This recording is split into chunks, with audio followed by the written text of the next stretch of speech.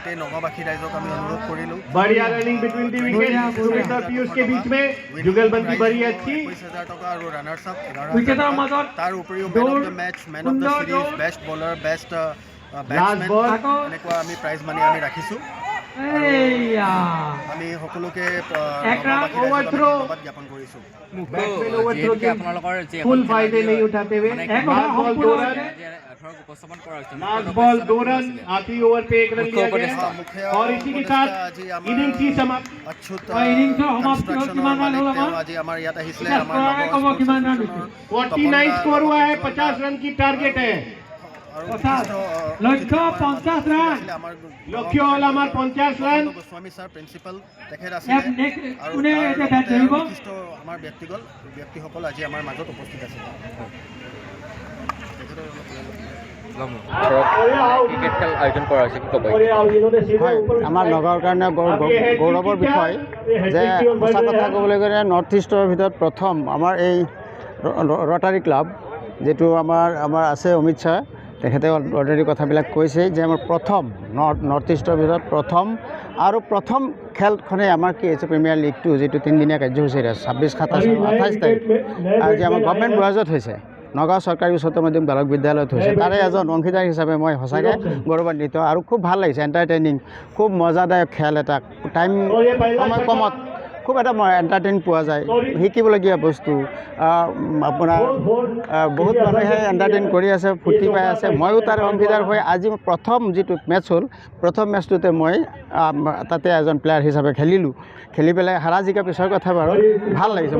বহুত ভাল লাগিছে সঁচা কথা কিন্তু এনেকুৱা হওক আৰু আগলৈ যাওক ৰটাৰী ক্লাবে এনেকৈ আৰু নতুন নতুন বস্তু আনক ভাল লাগিব কিন্তু এই যে যিটো আমাৰ বক্স ক্ৰিকেট বুলি ক'লে আমি ইউটিউবত পাইছিলোঁ এটা মানে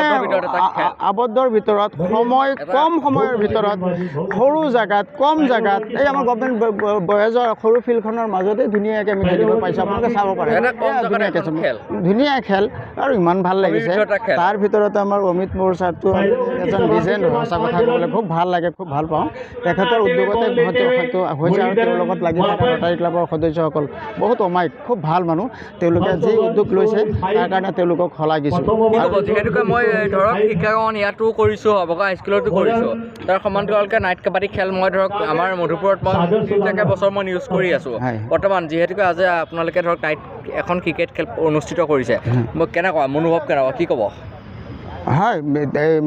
এনেকুৱা কথাটো হ'ল কি যে আমাৰ বহুত মানুহ আছে তেওঁলোকে বিজনেছ চাকৰি সময় দিব নোৱাৰে খেলিবলৈ খুব মন যায় চাগে হয় নহয় অকণমান কি নহয় অকণ এক্সাৰচাইজো লাগে ফিজিকেল তাৰ কাৰণে অকণ মনৰ শান্তিটোও লাগে তো এই ধুনীয়াকৈ এই 4-5টা বজাৰ পিছত ধুনীয়াকৈ সময়টো উলিয়াই পেলাই চবেই আজৰি হৈ লৈ আৰামত ধুনীয়াকৈ ৰাতিখনত খেলি আছে কিমান ভাল লাগি আছে আৰু চবেই এণ্টাৰটেইন কৰিব পাৰিছে ফূৰ্তি কৰিছে কোনোবাই চাই এণ্টাৰটেইন লৈছে আৰু সঁচা কথা ক'বলৈ গ'লে আমাৰ এইটো নতুন এটা হেৰি হৈছে এইটো আগলৈ যাওক আৰু হৈ থাকক এনেকুৱা ভাল লাগিব ৰটাৰী ক্লাবক মই মোৰ অন্তৰৰ পৰা শুভেচ্ছা জনাইছোঁ শুভকামনা জনাইছোঁ আৰু যোৱাকালি খ্ৰীষ্টমাছ গৈছে লগতে এটা সমাগত এটা নতুন বছৰ সকলোকে কি ধৰণে শুভেচ্ছা জ্ঞাপন কৰিব তথা মানে থেংকছফুল কেনেধৰণে সেইটোৱে আৰু এটা আমাৰ উৎসৱবিলাকটো আমাৰ প্ৰাণ আমি উৎসৱতে আমি বাচি থাকোঁ প্ৰতি মানুহে আমি উৎসৱটো আমি সমজুৱাভাৱে সকলোৱে সমানভাৱেই পালন কৰোঁ ধৰ্ম বেলেগ কিন্তু উৎসৱবিলাক সকলোৱে একেলগে পালন কৰা হয় যে নহওক এই বৰদিনৰ পিছদিনাখনেই আমাৰ যিটো আকৌ এটা নতুন এটা উৎসৱমুখী পৰিৱেশ আপুনি চাব পাৰে মানুহবিলাকে কেনেকৈ ধুনীয়াকৈ এণ্টাৰটেইন কৰি ফূৰ্তি কৰি আছে ভাল লাগি আছে সঁচাকৈ কৈছোঁ এনেকুৱা হওক সকলোৰে মনত আনন্দ আহক ফূৰ্তি কৰক এই যান্ত্ৰিকতাৰ যুগত সকলোৱে ধুনীয়াকৈ চলক